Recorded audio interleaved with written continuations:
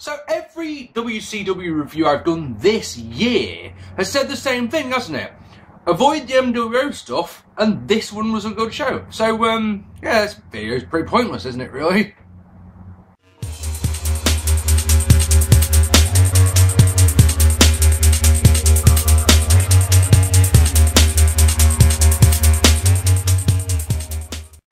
Gentlemen, and welcome to this, another episode of 1998 Was It Great? Big thanks to Phil for doing me that graphic. I think it looks fantastic. It's April the 19th, 1998, and there's a fly buzzing around here. 7,427 fans have sold out the Denver Coliseum in Denver, Colorado.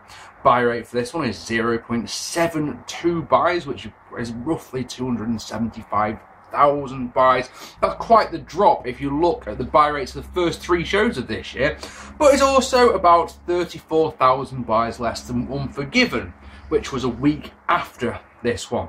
Our opening video package tells us that there's tension in the NWO between Hogan, Savage and Nash. Savage and Nash believe that Hogan is using the NWO for his own gains, which is true. And then the commentators that Savage is having the cast taken off his arm. They don't explain why Savage has got a cast on his arm. He just has, and he's having it taken off before the main event tonight. And that both Sting and Savage have agreed that tonight's main event is a no disqualification match. Hooray! Shall we get on with this one? So, Goldberg defeating Perry Saturn in an odd choice for an opener. Goldberg returns to fake pay-per-view for the first time since he destroyed Brad Armstrong at Super Bowl. He is now 73-0, believe it or not. The winner here gets a shot of the winner of tonight's United States Championship match, which is the semi-main tonight. That's between Raven and DDP. Winner of this match gets the title shot tomorrow night on Nitro. Goldberg counters an abdominal stretch into a nice suplex, then batters Saturn until Kidman gets involved, with predictable consequences, it must be said. Saturn gets a decent amount of offense, including a beautiful springboard leg drop, but he tries a suplex that is countered into a perfect neckbreaker by Goldberg, and me and the fans go fucking nuts because it looks so good. He follows that up with a press slam, but Kidman interferes again, allows Saturn to gain control again. They go outside.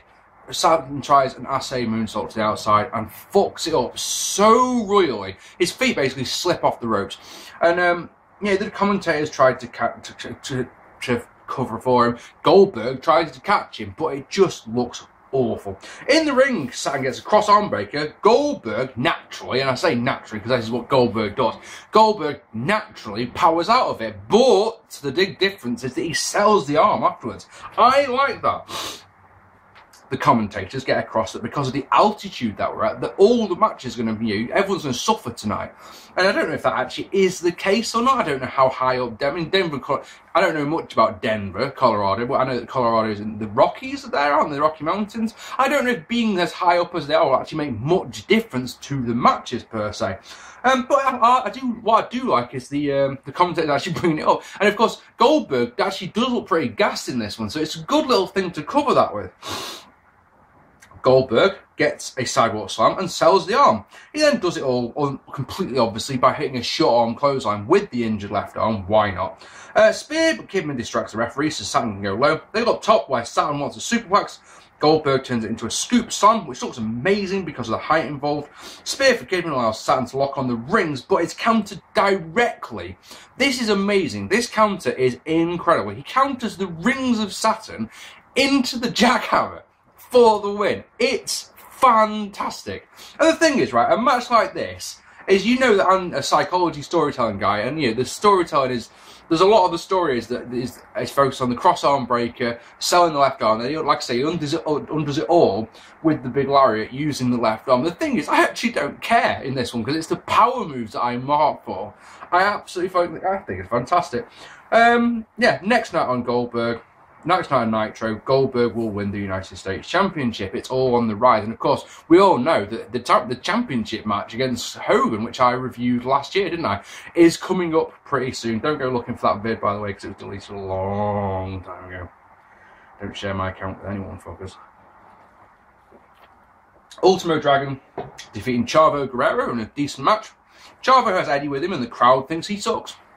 Match tells a nice story, as Eddie believes that Chavo would win more matches if he was as aggressive and heelish, I suppose is the way I would put it, as Eddie. Good stuff, that. Chavo isn't as aggressive, that's his undoing.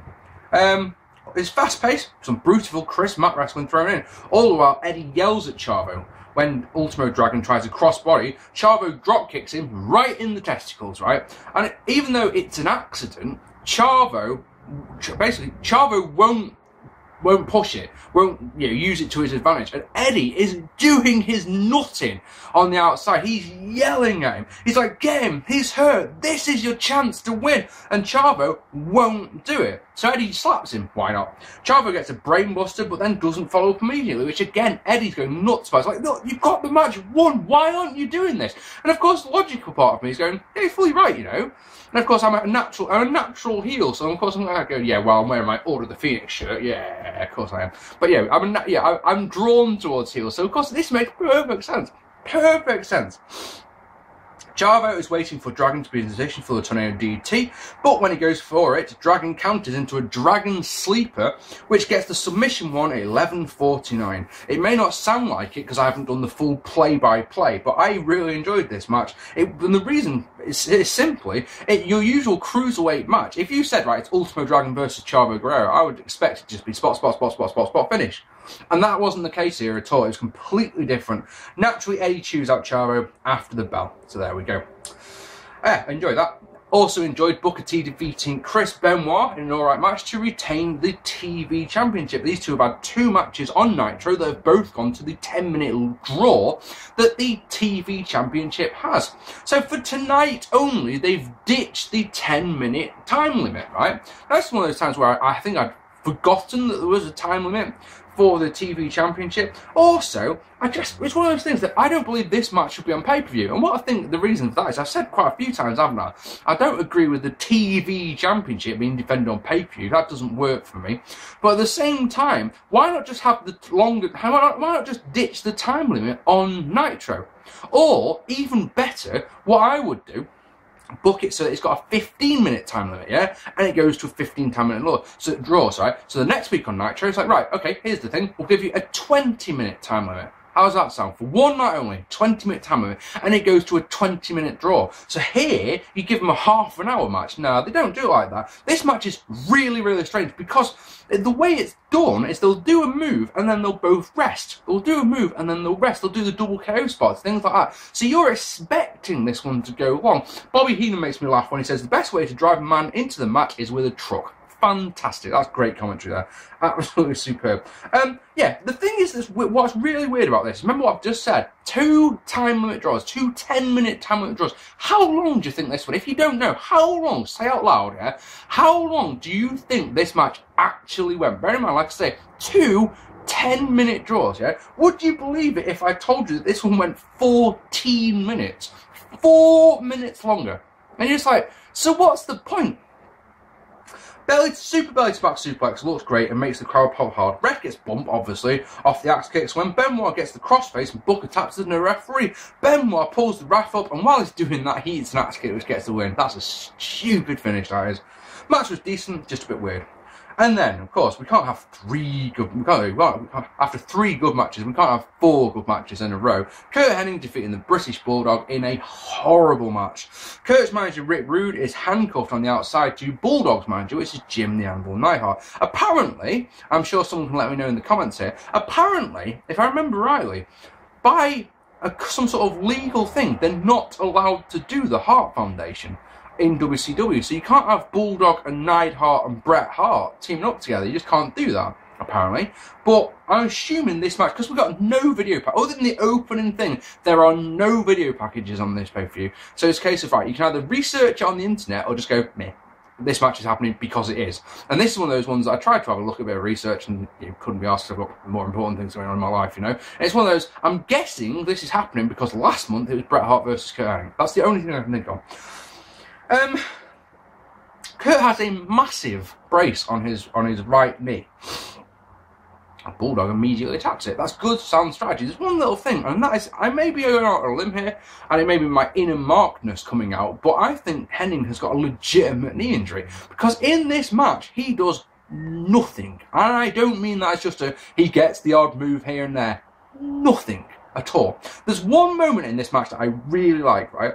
And that is where Bulldog gets Henning's head and rams it into the top turnbuckle, right? 3 times. 1, 2, 3. The crowd chat along. He then gets his head and rams it into the middle turnbuckle. 1, 2, 3. And then just at the bottom one as well. That's fantastic. Davey, Bulldog, whatever you want to call him, goes for a sharpshooter. And it's clearly a sharpshooter. The way he grapevines legs and everything is clearly a sharpshooter. Tony Schiavone says, what's he going for? What is this? Sharpshooter, maybe? That's what it looks like to me. Idiot. Anyway, no one cares about the match as Rude has attacked a policeman on the outside. He's got the keys to the cuffs and he cuffs Neidhart to the ropes. Curt then slams Davey's head onto the top turnbuckle and gets the 3. So Curt can survive having his head rammed into the turnbuckle 9 times, Bulldog just that once and he's out. Oh, and the policeman that he got the cuffs from, yeah, that is Vincent. Yeah. Like I say, match was all kinds of rubbish, and I'm going to go out on a limb, like I say, I think Curt was legitimately hurt, which is one of those, so why not just cancel the match? Maybe. It's not like it's a title match. Chris Jericho defeating Prince Iaukea in a match to retain the Cruiserweight Championship. Last month, Jericho defeated Malenko, who took his ball and went home. Oh, goody, it's Iaukea, a wrestler who I've slated various times on my 99 and 2000 reviews. And speaking of Iaukea, have a look, if you've got nothing to do with an Eve, have a look at Prince Iaukea's Wikipedia page, sorry. It looks like he wrote it himself. For example, in his personal life bit, it says he's a born-again Christian and is trying to inspire people with the way he lives his life and his professionalism. And you're like, it just looks like he's seen, it looks like the man behind the character has seen what was written about him and gone, not a chance, I want to do this myself. Jericho gets on the mic before the bell and dedicates the match to Dean Malenko. Nice touch that. Prince gets a decent somersault off the apron while the announcers talk about the altitude again, especially when the sleeper goes on. Iaukea gets a nice springboard somersault, but when he goes for a victory roll, Jericho gets the lion tamer. Iaukea gets to the ropes immediately. Iaukea gets close 2 off a sunset flip. They both go up top and they both fall off. And it's one of those ways, the way they fall off, you can't tell if it was planned or not, you know? It's one of those, did those two just fall off the top rope? Sort of thing, you know? Iaukea counters the lion tamer again into a small package and the crowd are convinced that it's 3, so it's a good near fall. Northern Light Suplex gets 2 for the Prince. He goes for another sunset flip. Jericho rolls it into the lion tamer and gets the win. Not as bad as I expected. Nothing special. How's that sound? In the back, Raven quotes some Shakespeare at the late Lee Marshall. Next. Match number 6. Rick Steiner and Lex Luger defeating Scott Steiner and Buff Bagwell in a rubbish match. Scott doesn't want some of Rick, it would seem, because fuck doing the one-on-one match that would have made sense. Do you know what I think? That the longer this one goes, they had the Steiner brothers break up, the longer that it goes, the less people are going to care about the one-on-one match. This moment in time, Scott looks like a pussy. He really does. He's the one who broke up the team, but he doesn't want to face Rick. Surely if he broke up the team, he wants to really get stuck into Rick so he can prove that he's the best. Buff comes out with a big cast on his right hand and he wants the match cancelled. Out comes G-Mean and JJ fucking Dillon. Dillon brings out a doctor to check on the hand. Buff gets vexed with Dillon and grabs him with the injured hand. Hilarity ensures. Don't care at all. Hilarious stuff, it must be said, is what I've written on my notes. Oh wait. Match is very boring. Rick and Scott go at it, but it's so damn dull that it's hard to care. And it never once feels like it's this big grudge match between the two brothers. And then, in the weird things, right? The match goes on, Rick and Scott fight each other, right? And then they tag out and the other two go at it. And then again, Scott and Rick go at it, right? And then Lex and Buff go at it. And then the two brothers are face to face in the ring. And the crowd, who've been silent as the grave the entire match, burst into applause. Like, I can't believe we're actually going to finally see the Steiners brothers fight. And you sat there looking at it and go, but they've just been fighting and you didn't care. What the fuck's going on there? Scott runs away as well. That's the other thing. They have a little stare down. Scott runs away. It's like, what's going on here? You are the one who broke up the brothers. I understand that Rick's pissed off about you for breaking up the brothers, but why are you running away? Oh, never mind, I don't know. Buff Bagwell goes up top, Rick pushes him off, Lex gets the rag for the win. Utter rubbish though, fans must have been watching a different match because they were quite loud for the end bit. I don't get it. It's one of those things that I'm sure in the comments below there'll be at least one comment from our favourite WCW fan saying why I should have enjoyed this match, but I mean, that's the thing, I'm trying so hard with these pay-per-views, I really am trying to go, look, I fucking hate WCW, I have no time for it, I don't care. You know, I try to put that, I try and leave that in another room when I sit down to watch WCW and go, right, objectiveness, professionalism, let's watch this, enjoy it in the context, yada yada yada, but matches like this I just cannot enjoy because they're crap. They're straight up crap. Psychosis then defeating La Parka in a bonus match. Yay, a bonus match. Our third cruiserweight match of the night. Bonus match with two people in that are not feuding or anything, so it's just a meh. So they do the, what would you expect from Psychosis and La Parka? Would you expect of ground wrestling? Would you expect technical, scientific? No, you would expect high flying. And that's what you get. There are flips in this one. But they play out to silence because, quite rightly, this crowd have got no reason to care about the match at all. So when they're doing the flips, it's like, yay! Leg drop off the top gets the win. It's not entirely fair because they do tell a little bit of a good story in this one, which is that Parker keeps hitting the big moves, but he doesn't go for the cover, which leaves him wide open to be pinned, which is what happens. But it's one of those things. Oh, and just to make it that little bit better, when La Parka does a suicide dive to the outside, yeah, Bobby Heenan says that La Parka could care less about his body, which is right, Bobby. He could care less. Oh, never mind. Kevin Nash and Hulk Hogan defeating the Giant and Rowdy Roddy Piper in a better than I was expecting baseball bat match on a pole. Baseball bat on a pole match, sorry. Two stories in this one here. So really, you've got the power story struggle between Nash and Hogan. Like I say, Savage and Nash, get it right, have realised that Hogan is only out there for himself. He's using the NWO to do his bidding. Also, though, the Giant still hasn't really got his revenge, at least on pay-per-view. He might have done it on Nitro. I didn't see it. But he still hasn't got revenge for Nash almost breaking his neck at Sold Out, which was in January. So surely the Giant's going to get the win. No, he's not. No. So, whoever can get the back can use it, obviously. How many bumps will Kevin Nash take? I'm going to go on a limb on this one, because remember, I'm writing my notes as they go. I'm going to, my notes, in capitals. How many bumps will Kevin Nash take? I'm going to go out on a limb and say none at all. Nash and Hogan make separate entrances. That's a nice little touch, you know, even though they're NWO, they come out separate like that. Piper runs up the turnbuckles to try and get the back immediately, which I like, especially for a man who's got a fake hip. Hogan stops him and takes control, and the heels make quick tags to each other, while when Piper makes his comeback, a minute or two later, it's not like it's a long heat segment, it's like bam, bam, bam, done, right, let's get on with this one. Actually, it was 13 minutes instantly, but it doesn't feel like 30 minutes, it feels like it's about 6, because it's so much faster than you were expecting. You would expect Piper to get one hell of a beatdown and then make the hot tag to the Giant. No, it doesn't work like that. It's, the heels do quick tags, beat on Piper, who then makes a comeback. Like it's nothing. It's very strange, very weird. But he hears Piper, so of course, you know, the legendary status means that he can, I suppose, I guess. Giant comes in, gets Hogan's belt, uses it, place goes bonkers. Piper uses it on Nash, who again comes in to make, who had come in to make the save, and the heels bail. Hogan goes low again to gain control and then tags in Nash, who wants Piper to tag in the Giant. Again, just pointing at, he just points. He comes in, looks at Piper, points at the Giant. Place goes bonkers. And you sat there, and you feel yourself getting caught with it, going, yes, because this means that Giant can finally kick the shit out of... No, he's not going to do that, is he, at all? No. The two go at it, as the announcers talk about their surprise that the heels have worked together so well so far, which is a great little point. Piper and Hogan go at it again. Everything in this match is very back and forth. No one's really getting a lot of offense on the other. It's like, you do a move, I do a move. You do a move, I do a move. And then, all 4 men in, and this matter, seriously, this adds a star to the match, I reckon, at least half a star. Giant does a drop kick on Nash to the outside. Fucking superb it looks. Honest to God, it does. Piper gets the bat, and honestly, I'm expecting, the way that they do it is Piper shimmies up the pole to get the pole to get the bat, right? And Giant sort of covers for him, makes sure no one can get to him. I don't know if it's just that I've watched too much WCW recently. I'm just expecting Piper to get the bat and just go bang right in Giant's face, but he doesn't.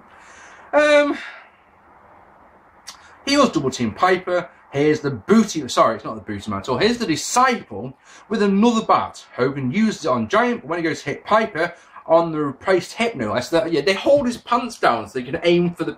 It's funny as fuck. They pull his pants down a little bit, yeah, so that yeah, that you could so you know where they're aiming for. They're aiming for the injured hip. But do his trunks really offer that much protection against bats? It's like if you hit him on the arse, right, with the bat, as long as he's got his trunks on, it just doesn't hurt. Pull it down and spank him with it. Oh my god, he needs a new ass. So yeah, he's got his pants down, like I say. Hogan comes charging in, Piper moves out of the way, bat goes straight into the guts of Nash, full force. Piper gets the bat, uses it full times, but then the Disciple grabs Piper and passes his bat, because he's got his original one back, to Hogan. Hogan uses it on Piper, who gets the win at 13 minutes and 23 seconds. Excuse me. After the bell, Hogan tells Nash to jackknife the Giant, but Hogan attacks Nash with the bat! Oh my god, the NWO implode.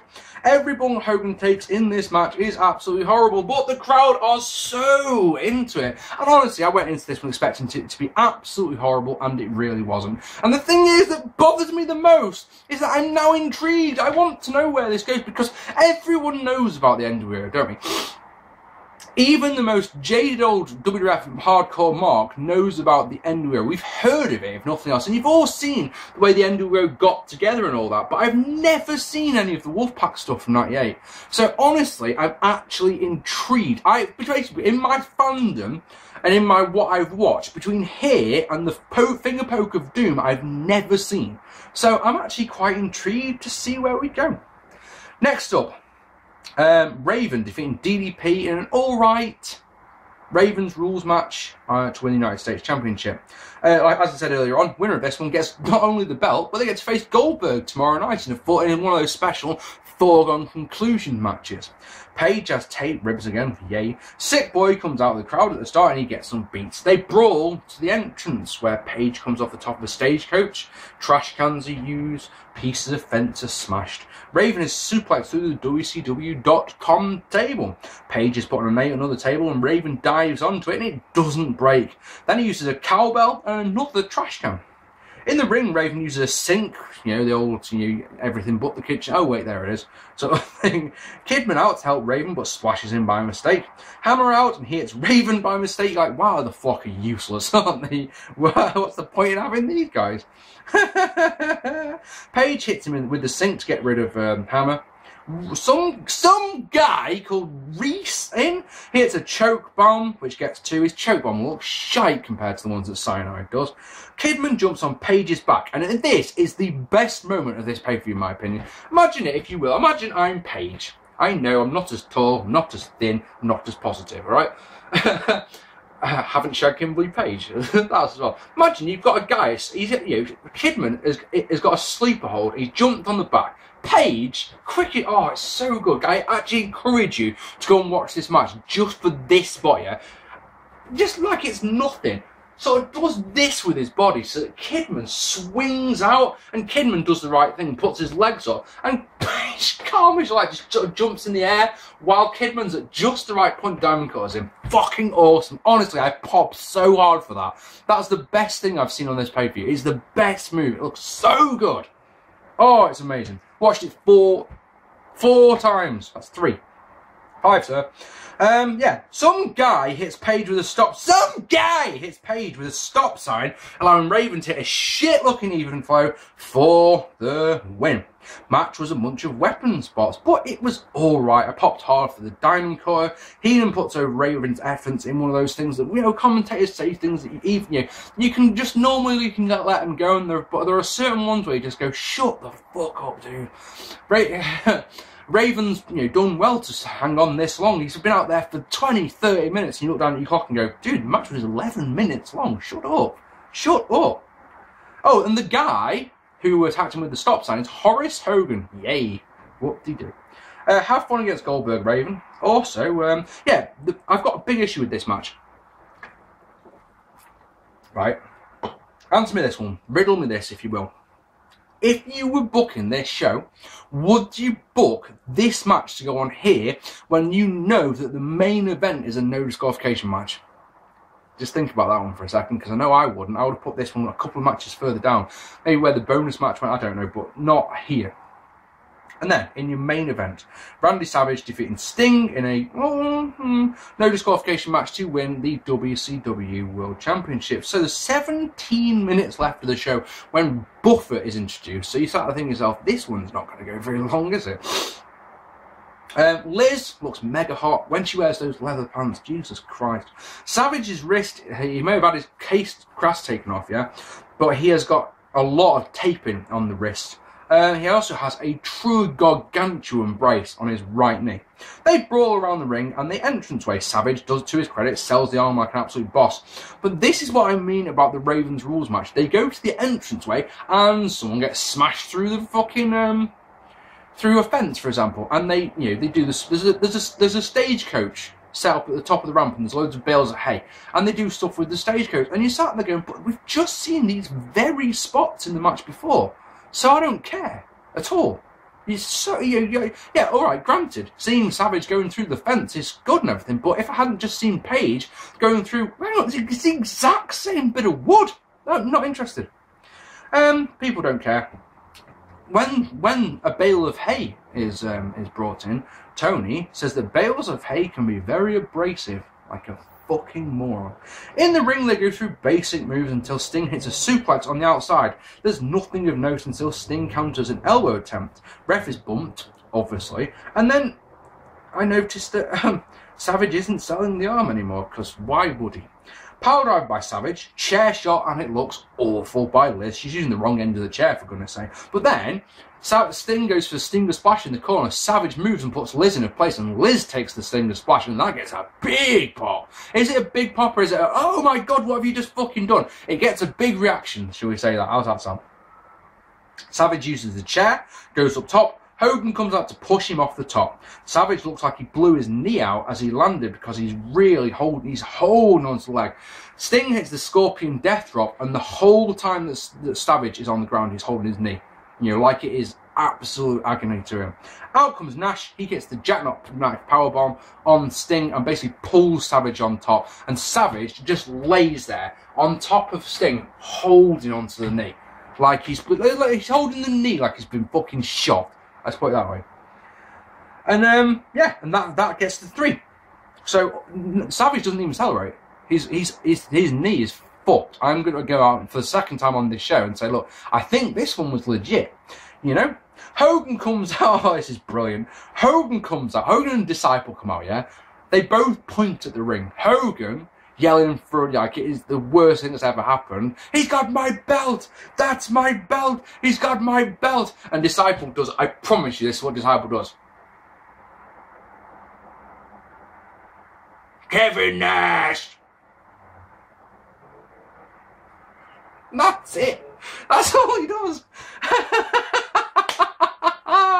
Well done, Ed. Pretty poor match. I didn't really enjoy it very much at all, to be honest. Savage will keep the title for 24 hours, losing it to Hogan the next night on Nitro. I don't know if that had anything to do with the knee injury or if that was the story, the plan the whole time. But that's what happened. Overall, I enjoyed the first 3 matches, and the Bat match was a lot better than I was expecting. But 10 matches on this show, 5 of them were a 1.5 or under, all right? But only 1 of them registered in the judge category. So I think 5.5, 6 out of 10 is actually being very, very generous here, all right? Ladies and gentlemen, next up, we're going to do Over the Edge 1998. One of my favourite, all-time favourite main events is on that show. I hope you enjoyed this vid. I'd love to know what you thought of Uncensored 1998. Sorry, on Spring Stampede. You can tell me what you thought of Uncensored if you like. You don't have to. But yeah, tell me what you thought of Spring Stampede 1998 down in the comments below. Hit that subscribe button if you haven't already. I have been Mark P. Thank you so much for watching, and I'll see you all very soon. Take it easy, guys.